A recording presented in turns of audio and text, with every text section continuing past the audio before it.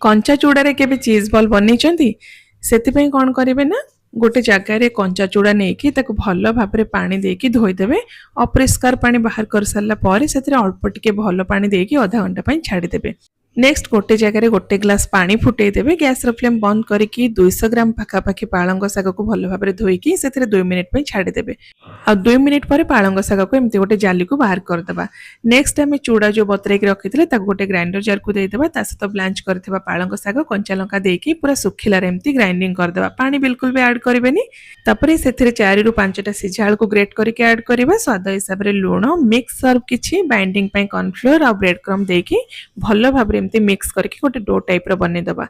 तापरे आउ गोटे जगह कौन करबा ना अल्प किछि मैदा नेकी सेतिर अल्प पानी दे दबा आ गोटे पतला स्लरी एमती रेडी कर दबा। आउ ए जो रेसिपी पाई ना एक्स्ट्रा हमको किछि ब्रेड क्रम्स दरकार ता सहित चीज भी दरकार। मु एठी मोजरेला चीज ग्रेट करके नेछि आपण चाहिले प्रोसेस चीज बा जे कोनोसी चीज एठी यूज करि परिबे। तो नेक्स्ट टाइम कौन करबा ना हाथ अल्प टिके तेल लगेकी जो चूड़ार मिक्सचर आम बनईथिले सेतिर छोटो पोर्शन नेकी एमती ता भितर चीज देकी स्टॉप कर देबा भल भाव रे एटाको सील करिवे स्मूथ करदे गोटे बॉल टाइप रो बनेकी जो स्लरी बनईथिले सेथिरे भल भाव रे डीप करदे देन आमे ब्रेड क्रम रे बढ़िया से कोट करदे आ एमती बॉल बने सरला परे ताको फ्रिज रे आपण 20-30 मिनिट पे रखी देबे।